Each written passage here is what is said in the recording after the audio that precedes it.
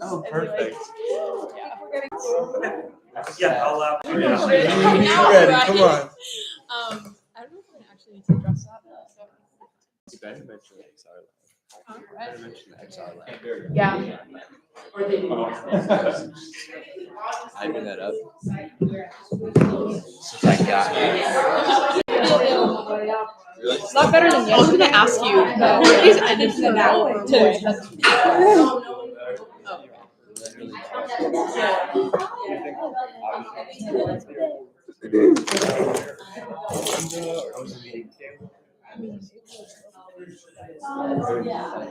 I don't really remember what happened. Yeah. You can be up there for the Yeah, photo. just there. Yes, it was fine. It wasn't anything crazy. Very emotionally charged. Oh, was it? Now that you mentioned that, it was. There was a couple. That's not here. I honestly wanted to do it, and you were the one. Fair enough. It's alright. I kind of just like moved past that as soon as it happened. You guys can just sit somewhere over there for now, and then I'll call you up. I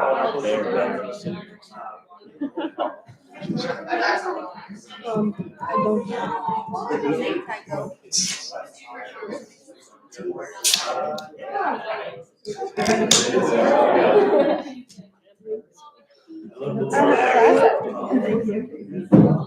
Oh yeah, I saw her. I saw her in my building.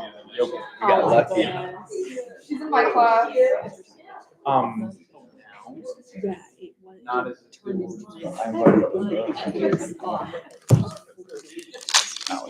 so.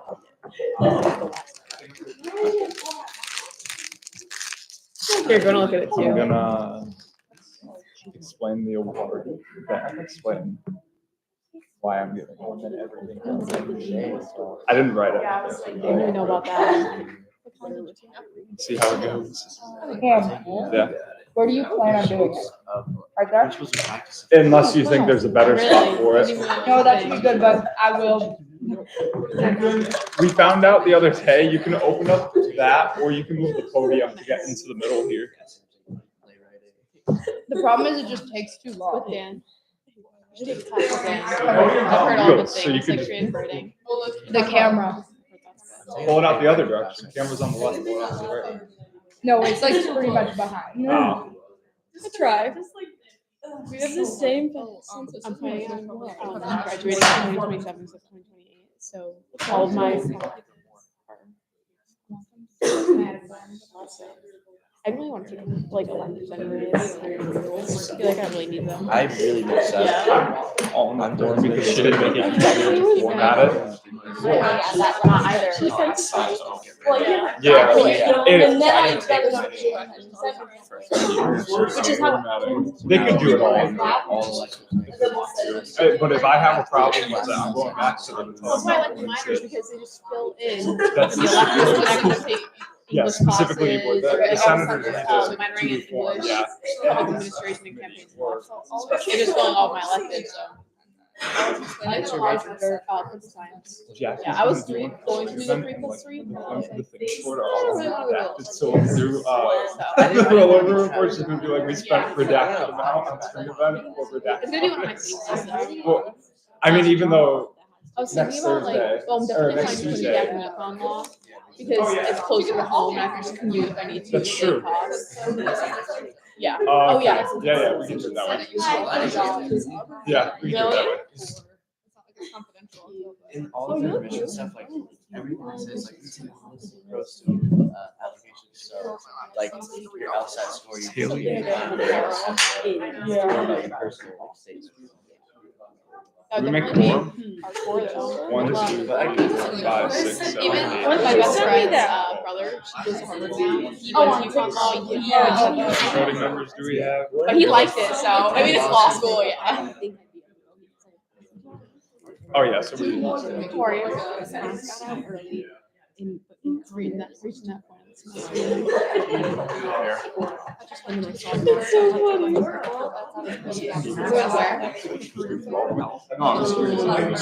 I don't think so. I don't know. It's only like, that's actually closer to tech. Yes, it's sort of office, but it's the highway. Oh, So we definitely need more. yeah. Really?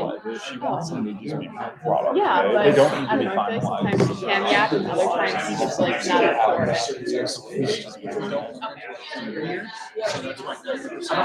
Yeah, I was like, I don't think I'm gonna need to address things. Yeah. But just in case. You don't need to read the whole thing to say And I we're forgot. planning for next year. This is going to be the program requirements for each.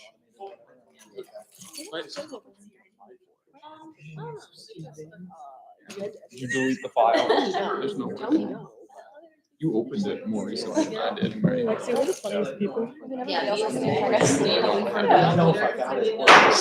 Meeting to order, roll call. Senator Baker. Senator Bolio. Here. Senator Bissonnette. Senator Bouchard. Senator Brown. Senator Desai. Senator Gilmartin. Senator Holman. Senator Hunt. Present. Senator Kilday. Here. Senator Lipscomb. Senator Lemieux. Here. Senator Lucier. Senator McCarthy. Here. Senator McKiernan. Here. Senator Miller. Senator Morrison. Senator Piacenza. Here. Senator Raymond. Here. Senator Scorpa. Here. Senator Shamorad. Senator Silver. Here. Senator Starnes. Senator Thurston. Here. Senator Weiner. Chairperson Amaya. Here. Chairperson Cloutier. Chairperson Greenwood. Here. Chairperson Peralt. Present. Secretary Bronson. Here. Vice President Souza. Here. President Coffin. Present. All right, everyone, we have some very important guests here today, so let's not waste any time with the acceptance of the minutes. So at this time, I make the motion to accept the minutes from the 3/18/2025 meeting. Second. All right, are there any additions, revisions, or deletions to those minutes? Okay, seeing none, we'll put that to a voice vote. All those in favor? Aye. Those opposed? Those abstaining? Motion passes. Okay, next, moving into new and existing business, we are going to be doing the presentation of the first two ever Alvord Awards of Excellence. So at the beginning of this term, then President Barrett Miller renamed the Student Senate Award of Excellence to the Alvord Award of Excellence in honor of former President Sean Alvord, who was the president last term and current GA. So this award is to be given to any individual in the Western New England campus community that displays excellence, dedication to our community, and truly just goes above and beyond for the community of Western New England University. With the whole situation that happened over the past week with Bear the Comfort Dog, there was a lot of things sent to the Student Senate email specifically in regards to both Bear and Sergeant Peruzzo or Captain Peruzzo. And a couple of them were very moving to me to just read through. There were a lot of students, a lot of alumni who credit the fact that them being here today to both of you, which just speaks to the impact that you guys have had on our campus community. So I'm very, very honored to announce and present the first two ever Sean Alvord Award of Excellence to Bear the Comfort Dog and Sergeant Capon Peruzzo. So.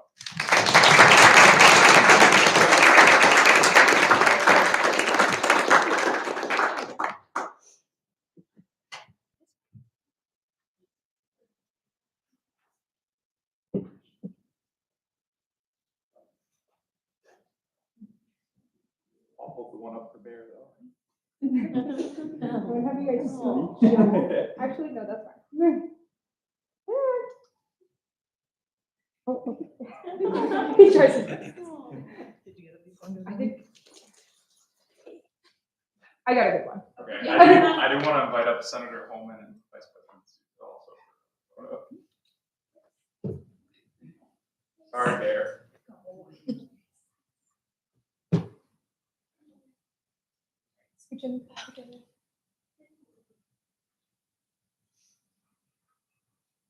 Easy. Oh, I think I got a good one. Thank you. Congratulations. Congratulations. Thank you for all. Oh, I was wondering where that one. I do want to open the floor for any comments or remarks. I know that this might be one of the last times that both of them are on campus here with us. So if you guys have any recognition that you'd like to put forward, please do so now. Senator Hunt. I just want to say I appreciate you so much. Seeing you in the RA office, just hanging out with Bear. I do enjoy my Bear time whenever I'm in there. You're just a bundle of joy whenever you come into the office. It's just really nice. So I want to thank you on behalf of the Res Life itself, and thank you for what you have done on this campus. Senator Bissonnette. I just want to thank you both. You have both done so much for our community and made such a positive impact on this campus. And you will be incredibly missed. However, we're also incredibly happy for you both to be moving forward. Senator Scorpa. I also just want to commend your dedication to showing up for the campus community, because whenever we have an event, you're always there with Bear. I remember when I was doing RHA grilled cheese, you guys showed up at 10 at night, which is crazy, but it was really something we needed that night. And I really appreciate you and everything you've done. Any other? Yes. Again, another thank you. I mean, I've had the pleasure of working with you directly, and I know Senate in the past has worked with you directly. And for our toy drive, even in the depths of a snowstorm, we still made it work, and you were still there, and we appreciate that. Any other comments? I do just want to say I feel like this is a very fitting ending to the story of Bear the Comfort K9 here at Western New England. I know Student Senate played a huge role in pushing for that program, and thank you for all your work with setting it up. Hopefully it will come back in the future, but I can say I think we all feel comfortable with where it's at now. As an organization, we played a huge role in naming Bear, and for one of the last things he does on campus, I think it's a very fitting thing for him to receive this award and you to receive that award also. So thank you for all you guys have done for our campus community. Yeah.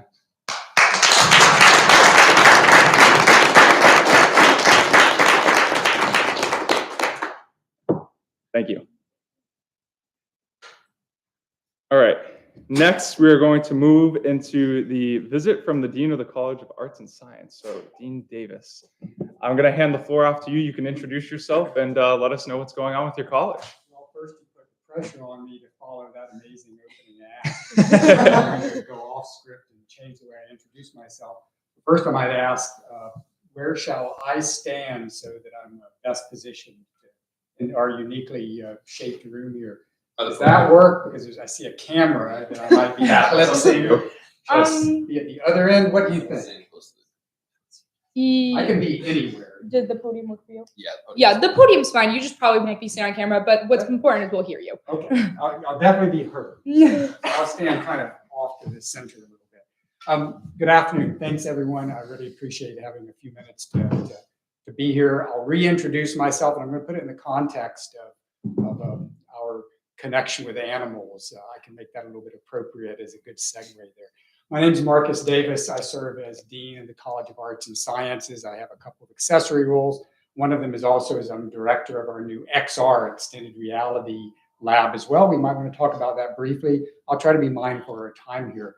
I want to introduce myself as a person too, though, because that may be important to many of you. I don't know all of you. I hope to get to know many of you that I don't know yet. I didn't start in a career to be a dean. I don't know, there's no college of deanship out there or anything. I started in the sciences. I'm a scientist. I started initially in physics and then became a biologist. And I had a great career as a biologist. My background is actually in evolutionary and developmental biology.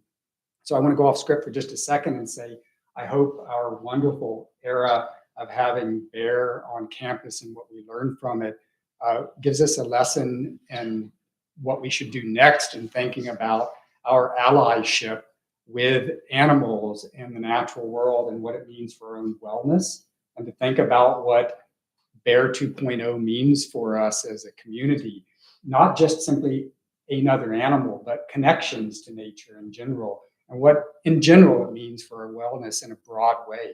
And I have no doubt that the brilliant minds around this room can come up with a number of ideas, no doubt you have those, that transcend beyond just the allyship we've built with our domesticated pets, which means so much to us. My family at home just welcomed 2 new kittens into our world. And if you ask me afterwards or see me on walking around, I'll show you pictures of our new cats, Cygnus and Wraith, that have joined our family. But beyond just the domesticated pets, which chose us as much in our evolutionary history as we chose them, how we connect to wild animals as well as we get out into nature. That can also be part of what Bear 2.0 means for us. And I think we can come up with a lot of creative ways of thinking about that part of our wellness and such. So as I mentioned, I'm a scientist by background. I got into leadership roles partially because my approach as an evolutionary biologist means that I'm very interested in how systems evolve, how we make things efficient, how we connect and communicate well. That's just a systems level thinking. And I really recognized that what I was doing in biology labs kind of transcended into how I would help people connect and how we would organize the work we do on campuses. And I realized I was in love with that, how we could make things work for people. And the next thing I know, I'm in administrative roles. And I love being here at WNE, and I'm going into my 3rd year now here on campus. So as many of you know, the College of Arts and Sciences has a diverse portfolio of programs, so many so that we have to have sort of a condensed way we talk about those, both for new families that are joining us, for all of you that are already here, and then for the market that is out there that may say, Marcus, tell me real quick, what are all the things that you offer? So I actually have sort of a condensed way of talking about our portfolio. I actually break it down. It's not about departments or even majors. I talk about the fact that, I say to someone, thanks for asking. We, of course, have all of the humanities, which includes all the arts and the ways we communicate about the world around us. So we have the humanities. We have the life and physical sciences, which are those that connect to health pathways, and the other ways we leverage science that may connect to engineering and other applied sciences. We have the social sciences, which is the arc of science that connects to the way we think, learn, and communicate together, and also the way that we serve each other in areas such as criminal justice and psychology. And then the 4th arm of that is our technology arm, and that's the computer sciences, information technology. But we include math in that portfolio too, and things like data science. And that's one of the areas we're growing. So I talk about these 4, right? It's an easier way to start a conversation. We have humanities, we have the sciences. I don't like saying hard sciences, the sciences, the social sciences, and then we have technology. And of course, all 4 of those then connect to all of our professional schools in various ways, whether it's business or law or pharmacy or engineering, right? It's all interconnected. And I use that just to start those conversations. There's fluid boundaries between all of them. I could spend way too much time here talking about exciting things we're building. We're excited about some of the new programs, like a new cybersecurity program that we just started, or the cool things we're doing in the XR lab. I'm going to just mention that briefly. I did talk about it the last time I was here too. The lab's main goal is not to teach you XR technology, but to be able to use virtual reality and extended reality to help you become an expert in whatever your discipline is. And in fact, I defy anyone to come and say, we can't find an application for our chosen area. We can use it for soft skill acquisition like communication skills, for interviewing. We can use it in an engineering area to say, test working in something that's a high risk environment. We can set up mock courtrooms, mock classrooms. there's a variety of things we can do. And yes, we could play Beat Saber in there as well, but we maybe need to do that in the off hours, right? In fact, I think that's one of our goals is to maybe drop some of the boundary and the barrier between fun and learning as well. But we'd like your input on that stuff. It is worth noting, though, this is sort of a startup. It's still kind of a pilot or experiment. We got to kind of demonstrate that this is working and this is something we want to build up. So it's not open all the time. We can't do everything we'd like to do. It's not, say, open for just drop-ins, but we're going to be testing out cases. We're integrating into some classrooms this semester, but we would like feedback on, it'd be great if we could do this. Here's a new idea, and we'll explore those things. And I'd also like to really thank people like Alex that have helped to push the program forward for us, because I'm not an expert at actually deploying the technology. And so we really need the support of those that can help get it up and running. So that's really just the start to things. I had only one other thing to just add here is that I know that collectively, all of us, you as student leaders, faculty leaders on campus and the administration, we're all dealing with the headwinds of not just what's happening nationwide financially, but in higher ed as well, where we're having to do some, what the business world likes to call some right sizing or some downsizing. And we all have a little bit of anxiety about some of the pressures on us to try to make sure we keep the quality product, which is why all of you came here, the value, the proposition of this university. I'll just say that it's my mindset that while you can cut too much while doing things.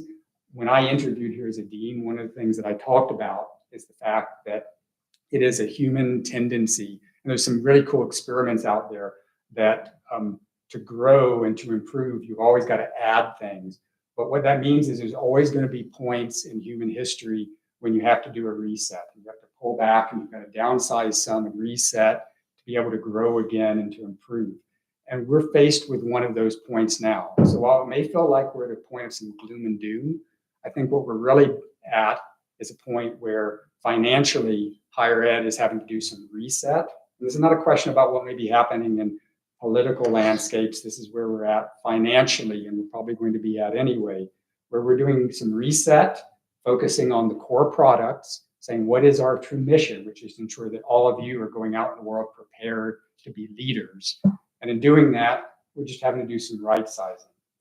One of those psychological experiments that's out there that, again, when I interviewed for the deanship, I told people about and still intrigues me, is you can give a little Lego set to people, and it's a balancing set. It's like a little roof on one pillar, and it's imbalanced. And if you tell people you need to, and you give them a little pile of extra Legos and say you need to rebalance this, they will start adding Legos to it. They'll keep adding to try to balance it. But you didn't tell them they had to add Legos. You just said you need to balance this. When the actual simplest solution was to take one Lego off that was imbalancing the roof, removing something, taking things away, sometimes is the simplest solution to actually improving where you are. So there are opportunities where we are now where we're doing a little right sizing and downsizing to say, what is all the stuff we can do to change that will actually improve where we're going while we're right sizing. It's not just about some cuts. It's about focusing our product. And so when we think about improving, saying, is there something we shouldn't be doing right now that will actually get us where we're going? But if we give people permission in that experiment from the beginning, if we tell them, we need you to balance this, but you are also allowed to take things away while you're finding a solution, almost everyone will say, oh, I'll just take that Lego off. Now it's balanced. So we often have to just give people permission to say, you can, as we get towards a solution, think about what we don't need to be doing as we move forward. So I like to leave you with that kind of thought too, because you're here to be problem solvers as well. Is it's just such a tendency to say, we need to do this, we need to add, we need to add. What can we be subtracting while we're at it to get to the solution, particularly when we're a little resource strapped? If we take that approach together, we'll get all this solved and we'll be in a higher quality environment to thrive in the next growth curve. And that's me speaking as a biologist too. We'll be there and we'll appreciate your advocacy and insights for that. I've probably taken up as much time as I can afford you because I know you have some other things, but I'd like to see if you got some questions for me or some advice. Yeah, the floor is open. Senator Kiernan. Is there a timeline for the XR lab?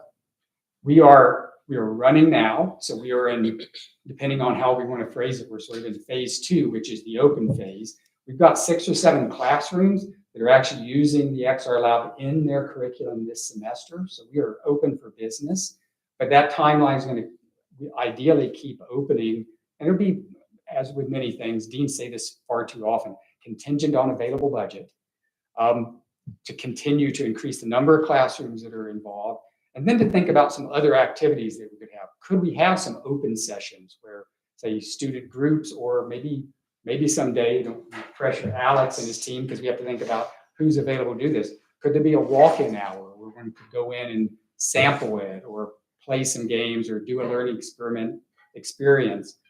That's something to aspire to over the next couple of semesters. But we are open now. That being the caveat, if you walk by the XR lab, it's on the 2nd floor of the library, room 219. You'll see the door closed a lot, because one of the challenges of using those technologies is there's a lot of sort of setup time to get the headsets. If you've ever used these headsets, you know they can be finicky. We're playing with new technologies. So you got to have the technicians go in, set it up, set the classroom up, and then stand it down. But we are active right now, and the goal is just to I use the term ratchet, right? Move in one direction, is just ratchet up a little bit each semester, and include more and more programs on campus. Right now, our sort of first adopters are programs in business and then in arts and sciences. We want to bring more in from pharmacy and law and engineering over the next couple of semesters as well. And if you want to advocate for other things, also talk to your own faculty about ideas you have and say, hey, there's an XR lab. Have you thought about putting this into your classroom? Give us the problem of us suddenly having difficulty scheduling in the XR lab, because that makes it easier to ask for more budget too. Thanks for the question. Any other questions or? To going off that too, because I know Warp's been working with the team about having our VR AR meetings in there, and actually using the equipment to actually start basically meeting in there and playing games. So to have that open hour, I know we've been starting to work on that. Just give that extra info out too. Yep. So yeah, we've been starting to have the process of trying to have some of our meetings at in there. I think we're trying to start meeting at Tuesdays. We're still trying to work on the equipment and start working with our games in there. Because we need separate accounts. That's like the downside that we're trying to figure out, but it's already in the moving phase of that. Yeah, my response to that is cool. We want Warp's involvement, and I would have been at that meeting if I hadn't had a hard conflict. So, and I'm a gamer, not a very good one. I do sim racing at home. Yeah, I grew up in motorsports, and I was a professional cyclist, and Zwifting is not particularly immersive, but I do a lot of that, and I'm a sim racer, so I'm a mild geek too. So so it's easy for me to advocate. So I have a question.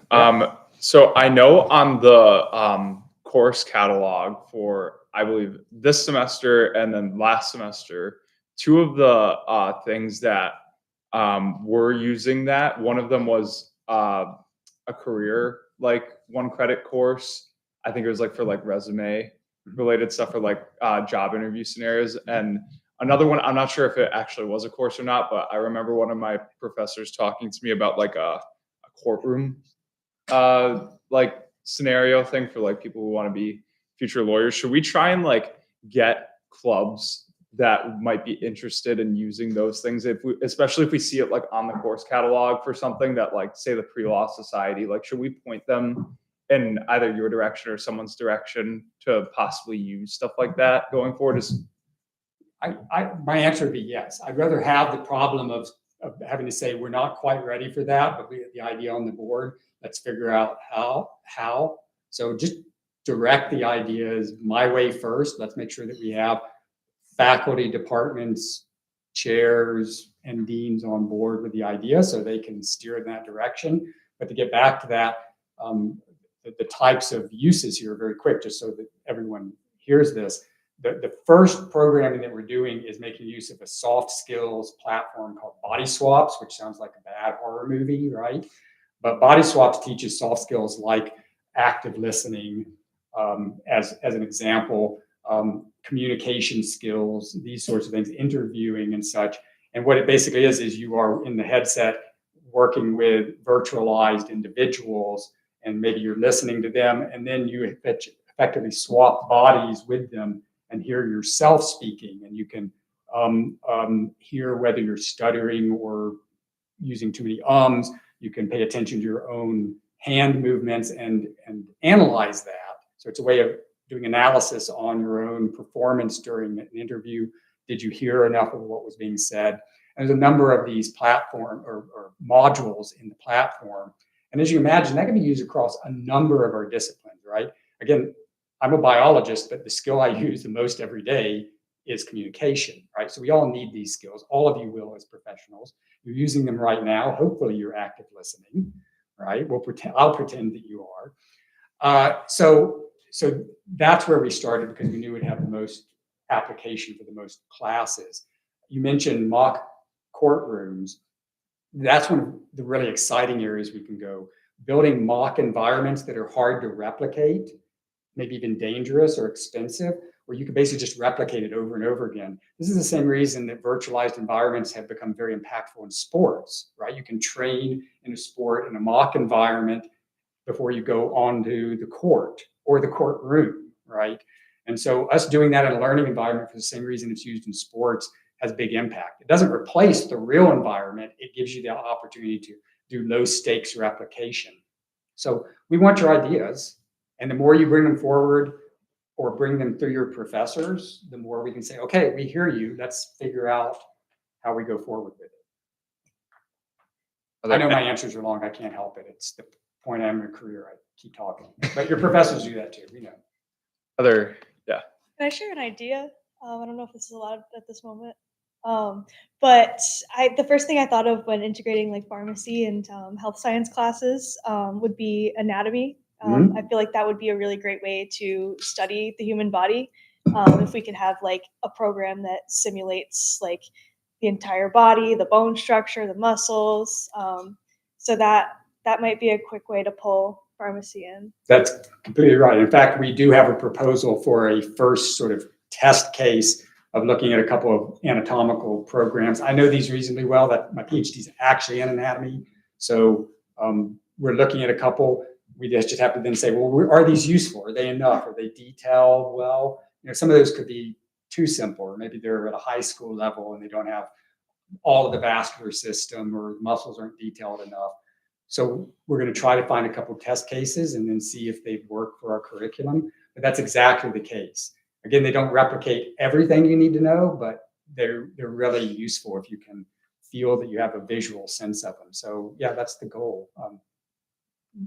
Use those in chemistry too. If you can have a molecule in front of you and understand, you know, steric hindrance and binding energy and all that stuff, it helps a lot. So again, we want to hear all these ideas, but we probably have thought of them already.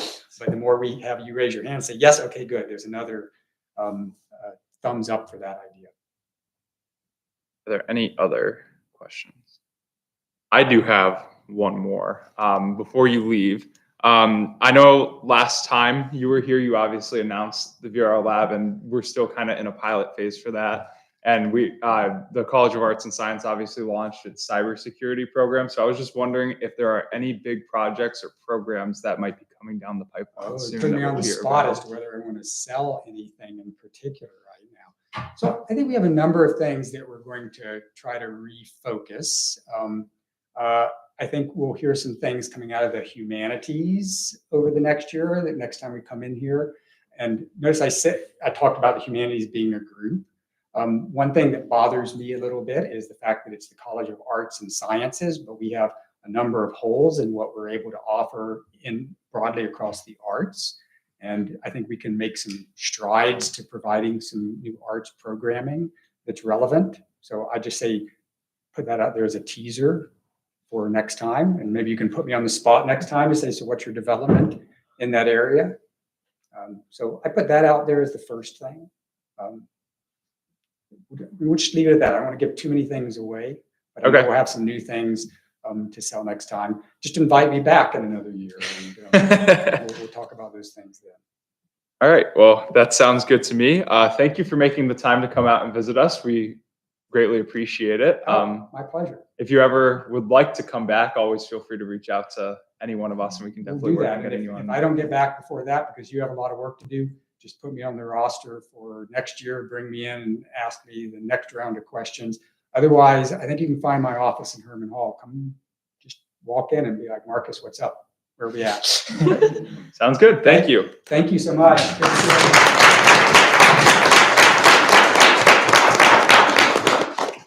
All right. Next, we have a visit from another dean. We have a visit from Dean Walker, the Dean of the College of Business. So I'm going to hand the floor off to you to introduce yourself. Bring your dean to college day. It's like bring your daughter to work, bring your dean to Senate day.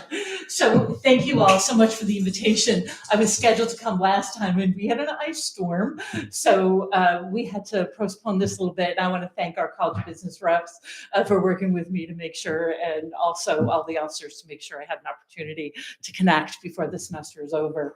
So by way of a little personal introduction. So I'm the old lady.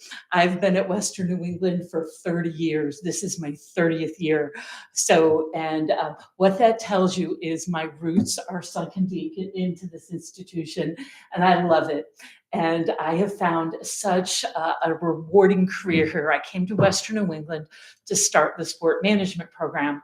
And my background, believe it or not, is I actually worked in professional sport before I came to Western New England. I worked both for the Boston Celtics and the New England Patriots, played basketball in college, and always have been a woman who has been doing a number of things that have pushed boundaries. So I'll start with letting you know that I was kicked out of kindergarten for wearing pants. And that's not that long ago, but that's true.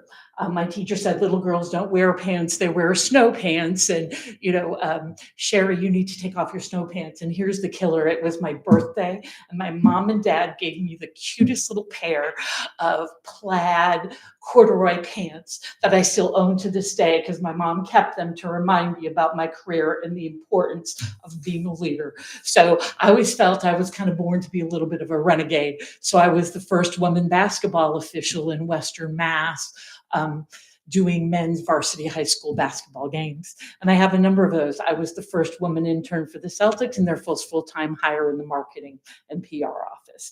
So I'm delighted and I take great pride in that experience. And I take great pride in sharing that because if it weren't for others surrounding me, inspiring me and challenging me, I wouldn't have had this wonderful career that have led me to being a dean in your College of Business. So what I will tell you is Dean Davis is so true. Nobody ever starts out saying, I want to be a dean. You know, you start out pursuing a passion. And my goal in my life was always to feel that my career was not work, but it was about fulfilling skills, fulfilling a calling, being passionate about what I do. And there was this great commercial many years ago that said, if you do it right, you go to work every day or you go to your job every day, but you never work a day in your life. And so I wish that for all of you in your career pathways, to love so much what you're doing that you can't wait to get up every morning and say, look out world, here I come. And, you know, I love every minute of it. And that's how I feel about the good fortune I've had to become the Dean of the College of Business. So these are exciting times in business. As you all know, the business world is changing so dramatically. And our commitment in the College of Business is to providing students with industry-aligned, relevant curriculum through an experiential and engaged pathway at our university that leads you to a career. And you hear a lot about future of work. And the College of Business, we really hone in on that. We want to prepare you for the future of work, whatever it might be. Starting out in professional sport and ending up being a dean in the College of Business, starting out as a biologist and ending up being a dean in arts and sciences. You never know where your world will take you, where your life will take you. You have to be open to all opportunities, and you have to go forward boldly. And that's really what we try to instill in our students in the College of Business, to be bold and to be someone who becomes an asset to their community. That's a critical piece of what we do. And so just to give some examples in the curriculum and where we are, exciting things, we're always looking at leadership. Not just leadership in the business world, but leadership as a discipline. And I've studied leadership my entire life. I have been fortunate enough to be published in a lot of different areas. Some of you who are in the College of Business may even be using my textbook with Dr. Koval, which is a really, really exciting opportunity to pass on what we've learned to the next generation. So what I will share with you, we're doing a lot in the area of next gen leadership. The world is changing so quickly. What is this next generation? What are you going to be required to know? What skill sets are you going to be required to have to lead your community and to lead others? So it's a really interesting time. The other thing I will say is we're working a lot in the AI space, and that, I often tell families when I'm talking to families of prospective students, AI is going to take my job. And I say, no, AI will never take your job. Somebody who understands AI and knows how to use it will take your job. So it's incredibly important for students to be on the leading edge of all of these things. And, it used to be that we would say, oh, we'll create a strategic plan in our business that's a 10-year strategic plan. Now what I tell people when I do seminars for business professionals, probably what you need is a 10-minute strategic plan. Because the world is changing so quickly, both with technology, with what's happening on the global landscape, and also what's happening with our own skill sets and our own businesses. Dr. Johnson loves to say, you'll have 15 jobs in your career and 7 of them haven't even been invented yet. And I think there's a lot of truth to that. So the other thing I will tell you is we're focusing a lot on personal skills, because those will not change. Technology will change, and I agree with Dean Davis, but our humanity, who we are, our values, what we believe, our ability to communicate, our ability to harness data and make well-informed decisions, those are the things that are critical to you in your career, regardless of where that takes you, but also they're critical to your experience on this planet. And a fulfilling career and a personal life has a lot to do with you understanding your values, understanding how to operate with integrity, understanding how to communicate with others, how to build relationships, sustain relationships. All of those things are a core to our curriculum. So let me add, we have also taken great advancements in financial literacy, and we have a number of students in the College of Business that are doing peer-to-peer financial literacy training. We have great courses in investing, in branding, building your own brand, in entrepreneurship. I stand before you a proud business owner. I have started 3 businesses in my life and sold 2. And these are the kind of things that will suit you well. Professor Schoonmaker in the College of Business always says, you need to have a side gig. And understand that throughout your life, you may want to have a side gig, whether it's selling your own product, whether it is, driving for Uber Eats, whatever, Instacart, whatever it might be. A lot of people in their career find it's really important for financial security or stability to think about, what else can I do in addition to the job that I have? So as we begin the new curriculum next year, Professor Schoonmaker, an exciting development, will be teaching a course on starting and having your own gig. So I think that will serve students well. There are some simplicity and key secrets to starting your own business and running your own business, regardless of your major. I got to tell you, I went to Smith undergrad, and my first business that I started was taking care of students' plants in their dormitory room while they were away for semester breaks or at internships. And we expanded it into taking care of goldfish.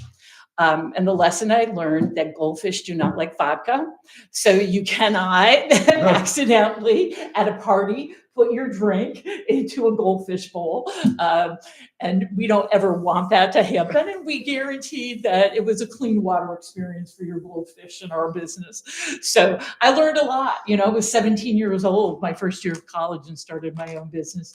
And since then, as a post-grad, I've had these 3 other businesses that I'm excited about and have sold. So in addition to some other things, FinTech is hot, FinTech is growing. My job as dean is to be out to guarantee alignment and partnerships with other businesses in the community to build a bridge between industry and academia. And one of the things I will tell you is, I continue to work with the banking industry. I'm pursuing and bringing in, yet to announce, we've got a couple of new grants coming in from banks. They're going to support students who want to get into FinTech, which is really the intersection of finance and technology. That's exciting. We're in the middle of our pitch competition for our FinTech entrepreneurs right now. With faculty doing a great job in mentoring student startups in the FinTech sector. The financial literacy has led to an investment class, which is endowed. And those of you who have had the opportunity to take the class, we have a class where you have $100,000 in real money that you invest, and you work with Professor Schmutz to understand how to evaluate stocks, how to decide how to build a financial portfolio. He also teaches you about, in financial literacy, when you take your first job, what questions should you ask about healthcare? What's a 401k? How should I invest my money to build my wealth over a period of time? So we take, both a practical approach, but one that will challenge you to think innovatively and creatively, and to build up your own skill sets to help you live a very productive life and to provide value to your community and your organization. So a lot of exciting things going on in the College of Business. I want to offer the same thing. Please, anytime, feel free to invite me back. And, as things evolve and change, like I say, it's every minute to minute. Who would have ever thought, in a million years, that we would have such digital technology and transferring funds overseas and having an investment app on your phone. And I have to tell you, as an aside, I've had a couple parents call me and say, is this legit? My son and or daughter tells me they've made $400 today. Or told me they lost $300 today, like what's happening, how does this work? So I get some calls from parents, so we're always talking to them about, the digital apps and what that means and putting up some guardrails around that. So almost like gambling apps in the sport management department where we talk about it, but analytics is hot. Data-driven decision-making is where it is at. And I go out and I talk to no less than 50 businesses every month. I'm a member of the Chamber of Commerce Board in Springfield. I'm the chair of the board at Look Park in Northampton. If anybody has ever been up to Look Park, I lead that board, and that's a great pleasure in my life. So what I will tell you is when I'm out in the community, I'm always thinking about, is this an internship for our students? Is this a guest speaker? And I want to share with you on April 3rd, Dennis Donovan is coming to campus to speak in our first ever Dean's Business Forum.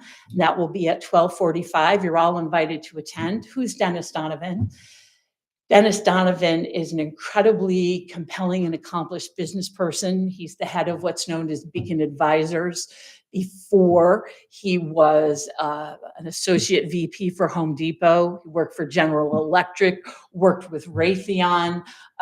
He is one of the business gurus. When you see things, like Shark Tank or other business shows, he's at that caliber. He sits on 9 different corporate boards right now. He's an alum of our law school, but loves our business school. And when he is in Boston, he normally lives in Boca Raton, Florida, but when he's in Boston, he always makes a point to come out to Western New England to engage with our students and our faculty. And I'm going to brag a little bit on our students and our faculty. He said, I have given presentations all across the country. I have never seen a brighter, more professional, polished, engaged group of students than I find at Western New England. And he mentioned some pretty prestigious business schools, and I always say, yeah, that's my team. So I'm proud of all of our business students for everything they do to build our business community and work with our entrepreneurs and our programs across the board. So what questions can I answer for you guys? I'll open the floor for questions or comments at this time. Okay, yep. So first of all, thank you for coming. Of My course. question was kind of referring to the course that you had mentioned that might be added. Yes. Starting and having your own gig. I was wondering if that was going to be opened up to the other colleges and majors to potentially join that class. Yes, it's going to be one of the, and I'm still working on wrapping my brain around the blue and the gold courses in the new curriculum, but it's going to be one of those core. So it will be open to all students across the board, because we believe that, like I say, I started out as an English major, and then I got into education, and then I did my graduate work in business and sport management, and life comes at you, right? And there's a lot of different opportunities and skill sets regardless of your major. So I think it'll be a fun course to take. I have a quick question Sure. about the FinTech Hub, because I know it was Yes. announced that you guys hired the director of it. Yes. I just want to know if you have a timeline of when it will be fully open, or at least, as Dean Davis said with the VR lab, piloted open. Yeah, we're open for business now. Oh. And what's exciting about it is his name is Trey Orr, and he joined us in January. And we are working on, so the FinTech Hub has several components to it. There's the FinTech Incubator, where students are working with businesses out in the Springfield area to solve problems. So that comes under the FinTech Hub, one area of that. So that's going on. We are also bringing in a number of people from other colleges for the pitch competition. So this is our second year of the pitch competition, and those students learn how to make a pitch. They pitch their idea. Think of kind of I referred to Shark Tank. It's very similar to that. Other than you are assigned a mentor who works with you. We actually have some angel investors who will come in, hear the pitches. There is some money given out and prize money for folks that are awarded as some of the top innovations within their group. So this is year 2. It comes with a summer fellowship. So the students are working all summer over on campus for that fall final presentation competition. In addition to other FinTech Hub activities, we have a number of nonprofits, because I'm a firm believer that there's the business sector, there's a governmental sector, and there's the nonprofit sector, but we're all organizations and we all need to elevate and learn from one another and best practices. So we have 3 nonprofits we're working with this summer on helping them advance their work in things like payments, finance, accounting, collecting data. So yeah, so it's up and running, and there's a lot of stuff going. My dream, I'm going to tell you right now, is to win the lottery and have a lot of money so I can build the business school and actually have our own building. I do a number of visits for AACSB, our accrediting body. So I have the good fortune of going to a lot of campuses, and I always feel good about us and our students and what we do. The sportswoman in me would say, I'll put our team up against your team, any of the schools, any day of the week, and we'll kick your butt. That's just how I look at things. I'm just competitive. But I will also say, I go out into the marketplace and I see some of these schools that have these remarkable business complexes. And we have Churchill. Don't take that in a bad way. But we have Churchill, and we have classes in other spaces around campus, the SAP lab here and there. But my dream would be to have a great big business school where we actually could run our own business in there. We could have our own coffee shop. We can, and personal dream. I want the dean's office overlooking a basketball court that we're going to build in there. So, and we will return to our Golf for Business Professionals program next year. We're going to offer it every other year, and that will be open to any student who wants to show up. That was a really great success. So I have one more, and then I'm going to open it up for one more Please. question from the senators. Yeah. Something that I keep getting attached to emails on, especially last semester, was stuff about the Bloomberg terminal. yes. Whenever it goes down or whenever there's an issue with it, I feel Yeah. like it just comes up. But I was wondering if there were any plans in the near future to either add more, or like if that's part of the FinTech Hub too. Yes, I'm working on that, Okay. and I will be completely transparent. So the Bloomberg terminal, as I always am, you have to be. And what I will share with you, the Bloomberg terminal went down in the fall because what happened was Bloomberg bills us quarterly. And they were sending their bills to our former CFO's email, Basil Stewart. So anytime, because he helped negotiate the deal with them. And what happened was when he left the institution, his email was shut down. And this is a great lesson in business. Instead of somebody trying to pursue that or take care of that, as far as I was concerned, I assumed, shame on me, that those bills were being paid and they were being received. And we made some changes in protocol and progress. Professor Schmutz is now overseeing all of that. The bills were quickly paid, so it wasn't because we didn't have the money. I've got money for that, dedicated to that, so it came back online. So we learned our lesson in business, and that won't happen again. So that's why it went down. To your other question, Bloomberg, we buy one terminal, it's $25,000 a year to keep that secure, and to keep that running. If I buy 2 more, they will unlock another 6. So we would have a total of 9. And that is my goal. So I am out trying to fundraise. I'm working with our College of Business Advisory Board to build an additional pocket of money. The best way to do it is get an endowment. So the endowment is big enough that we can pay for the terminals off of the interest, right, of that endowment. So that's the goal. I'm working on it because I know that's incredibly important to students. They need that data and they need the real-time information. In fact, we do have a design for a renovated Churchill. And what that would do is it would move IT from upstairs in the help desk to the first floor. And the College of Business would take over the 2nd and 3rd floor. And on that 3rd floor, I said I want a Bloomberg bar. So like an Apple Genius bar, we could have a Bloomberg bar. And, I had the designers build in a nice bar, had them build in some much more modern and comfortable space, had them build in a coffee bar next to the Bloomberg bar, build in a mock boardroom for simulations and things like that. So I put that forward, and I trust and I hope it will pop up in the next University Capital campaign. But I have the designs, and we paid to get the specs out there. So that's plan B if I don't win the lottery and get my College of Business for all of you. So, Exciting. yeah, it is. Are there any last minute questions or comments?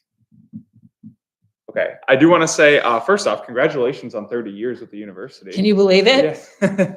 I don't know how I did it. I started at 5. I'm just telling you. I got kicked out of kindergarten, came right here. But that's a very big milestone. We are definitely very lucky to have you Oh, here. thank you. What a Thank nice you thing for to say. all that you do for the College of Business and our campus community. We'll be sure to send out reminders about April 3rd with Dennis Donovan and That's see if we can great. get some of the senators there too. That would be awesome. Also, I do just want to say I'm very inspired by some of the groups in the College of Business. My brother graduated in accounting and finance double major last year. And I know he was a part of like the CFA team and some other groups that do competitions, and they are always competing with some of the heavy hitters, and they are bouncing them out of like their rankings and excelling above where people thought that they would be. And I think that really comes from your leadership and the leadership in your faculty. Thank you. So thank you for all that you guys do. Thank you. Yeah. I really appreciate those kind words. It's it's exciting to see you guys, and it'll be more exciting in 6 or 7 years when I see you all and you tell me, oh, Doc Walk, guess what I'm doing now? You know, and one of the great joys of being here for 30 years is you have a lot of institutional history. You know why things are the way they are. You know, that the football field used to be where Commonwealth is. I went to my first football game there. You know some of the people and the blood, sweat, and tears, and the students and everybody who's put so much of their energy and their love into this place. And at the end of the day, that's what makes Western New England special in my mind. And I had a text from an alum who I had in class many years ago this weekend.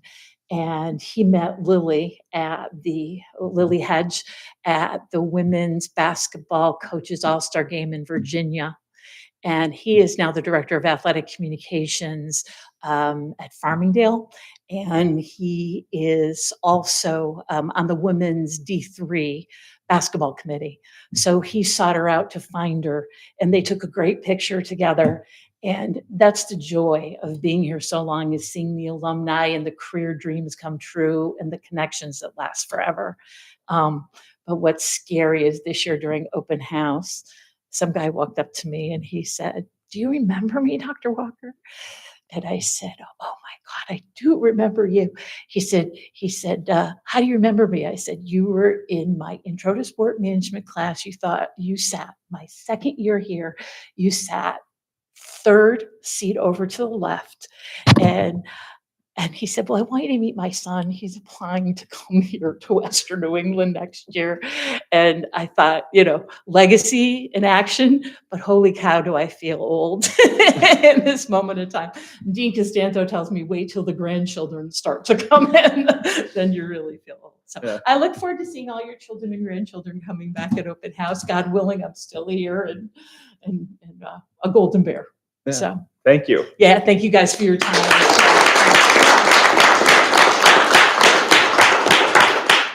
All right, now for some club business, I'm going to hand the floor off to Chairperson Amaya. Thank you. At this time, I make the recommendation for the Student Senate to accept and recognize the Cupola's Constitution revisions. So moved. Second. All right, hearing a second, I'll give you 2 minutes. The floor is yours. Right, so there wasn't much change, however, they did add the marketing director role. I'd like to pass the floor to the representative of the club to talk a little bit more about the club, what they do. Yeah. Hi, I'm Gwen. I'm the assistant editor-in-chief of the Cupola. We just changed some of our outdated e-board roles that we weren't fulfilling, and we added one that has been fulfilled for the past 3 years. It used to be social media. We just changed it to marketing director because it encompassed the role a lot better. Yeah, other than that, we didn't really change much, but we are having our elections on Wednesday. Our elections open on Wednesday. Sorry. If you know anybody that would be interested, we're looking for a high quality treasurer, someone who has a little bit of experience in that. So please let everyone know that we will be looking for e-board positions. Thank you. Are there any questions or comments? Okay, seeing none, we will do a voice vote. All those in favor? Aye. Those opposed? Those abstaining? Hi. 2 abstentions. The motion passes. Next, I'll hand the floor back off to you, Chairperson Maya. At this time, I make the recommendation for the Student Senate to accept and recognize International Club's Constitution revisions. So moved. Second. I'll allocate 2 minutes. The floor is yours. All right, yeah, so similar to the Cupola, they just changed some of the language of the Constitution and also added a public relations role, but they did add some other things. So I'd like to pass the floor off to the representative of the club to talk a little bit more on the changes made to the Constitution and what they do as a club. Hi, I'm Cam. I'm the secretary of the club. And yeah, so we added PR. We also removed the co-president position. We felt having president, vice president, and co-president was a little redundant. So we cut out co-president to just have president, vice president, secretary, and treasurer. We did want to have like 5 people in the same amount of support that we usually do. So we did add PR to just handle like our marketing and our Instagram. And we also just gave a little bit more responsibilities to our faculty advisor, JP. Not much, just for outreach. But that's basically it. Thank you. That's good. Any questions or comments? Yeah. Oh, okay. We'll move for a voice vote. All those in favor? Aye. Those opposed? Those abstaining? One abstention, the motion passes. Next, moving to GBTV, the floor is yours again. And at this time, I make the recommendation for the Student Senate to accept and recognize GBTV Golden Bear Television Constitution revision. So moved. Second. All right, I'll allocate 2 minutes. The floor is yours again. Thank you. So as for GBTV's constitution, they changed how they elect their president to reflect the way the rest of the Bold Media clubs run their presidency elections. They also added responsibility to their communications director that reflects kind of what a secretary would do. However, I'd like to pass the floor off to the representative of the club to talk a little bit more about the changes and what they do as a club. Alrighty, so for those who don't know, my name is Kayla Hunt. I am the assistant station manager for Golden Bear TV.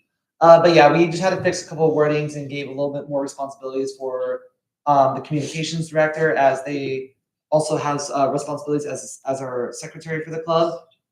And we also changed our process of getting our president to the president will be elected in, and another application will drop out for the rest of the e-board, and the president interviews them and picks out their e-board for the year. And yeah, I think that's like the main two changes I really had for that constitution.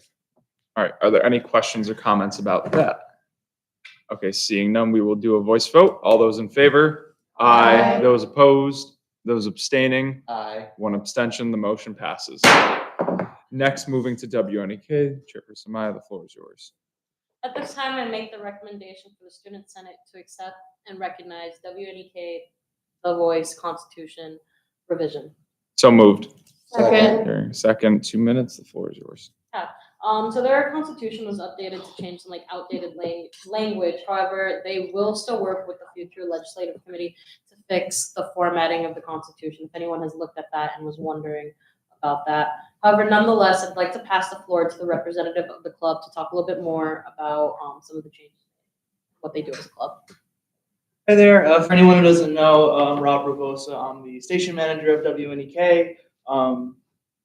As Blanca said, we didn't really reinvent the wheel with our constitution. We just changed some outdated language.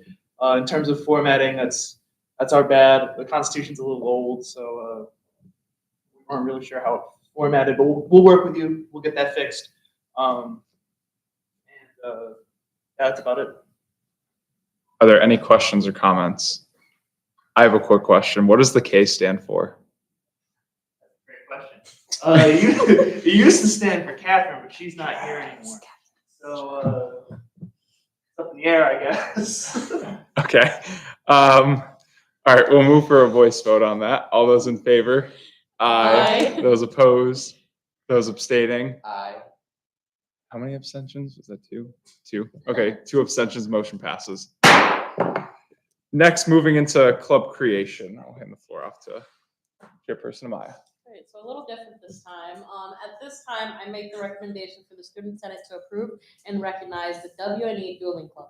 So moved. Second. Okay, 2 minutes. The floor is yours again. All right. So this club has been seeking recognition since last semester. However, due to some safety concern issues and changing, rebranding, now it's finally being put on the floor. The purpose of the club is to spark creativity through healthy competition and design. The idea of the club will be to design thoroughly padded equipment that will be used to spar against a variety of opponents. At this time, I'd like to pass the floor to the representative of the club to talk a little bit more about it. So I'm Sean Maserati, president of the Club. Yes, you were talking about rebranding. Originally it was Sword Club. And there were applications with how safe this would be, how to prevent people from getting hurt in different sparring applications. Thing is, we're not using actual metal fetters, which are training swords. We're using PVC that is padded thoroughly with foam to make sure that we can actually train sword fighting without the consequences of actually getting hit with a piece of metal. We're intending on ordering fancy masks to further make it so safety is a Are there any questions or comments? Yes, Brett. Or Senator Lucier, sorry. Is it like LARPing or is it just like fencing practice? Combination of both. I'd like to use techniques.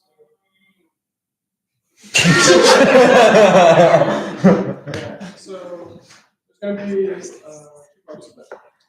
There's gonna be the part for LARPing where we're going to have a very strong policy against anything aimed towards the face. And then another section where it's gonna be focused more on technique, where we'll employ the fencing masks with appropriately weighted weapons to. Any, yes. Do you guys intend to enter any competitions, or is it just for WNE to have fun with? Well, at first it's going to be to have fun with, but ideally, yes. Some competitions would be interesting to enter once things are a bit more concrete. Any other questions or comments? Okay, seeing none, we'll put this one to a voice vote. All those in favor? Aye. Those opposed? Those abstaining? Motion passes. Congratulations. Next, we're going to talk about rollover reports briefly. The floor is yours, Vice President Souza. I'm gonna speed run this, but it's pretty self-explanatory because we made it easier this year. Rollover reports, if you haven't done one before for new senators, it's basically a combination of like every report you've done for the entire year put into one big one. It's a very similar template to the monthly reports, except there's a few additional questions. So you're gonna do any projects you worked on, frequent contacts, meetings you attended, concerns you have, support needed, initiatives, kind of like a to-do list for the next term kind of thing.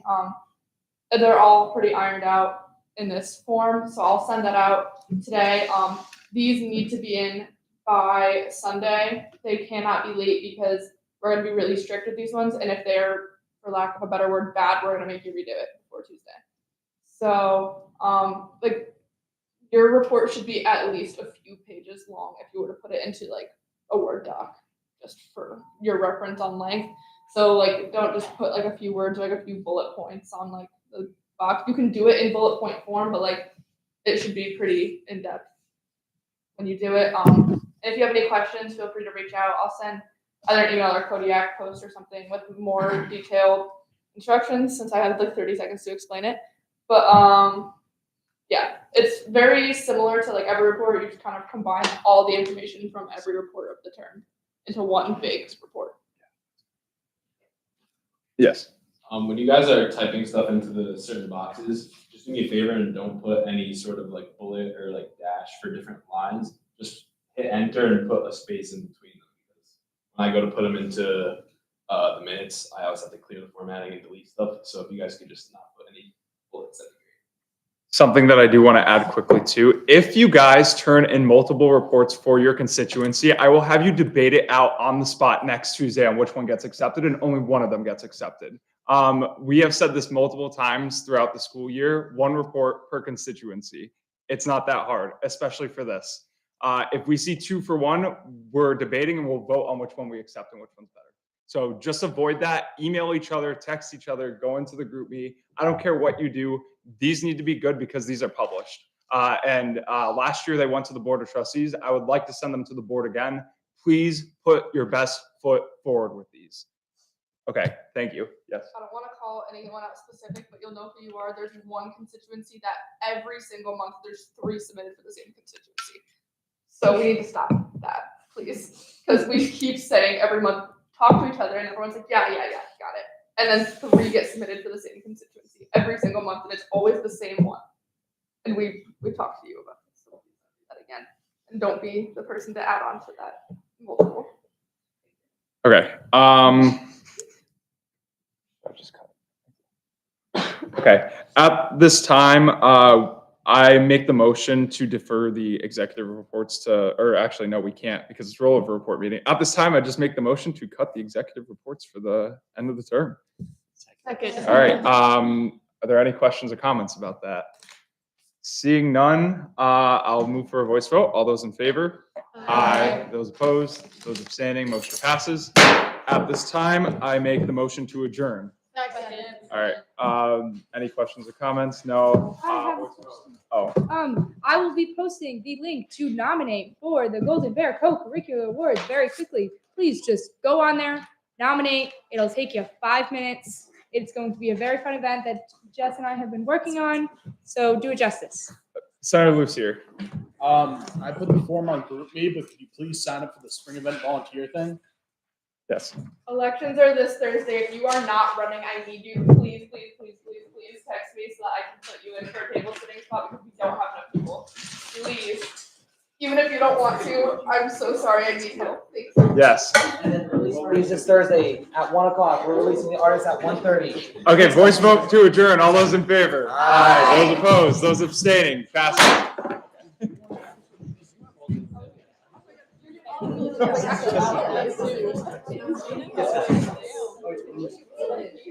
were talking about that in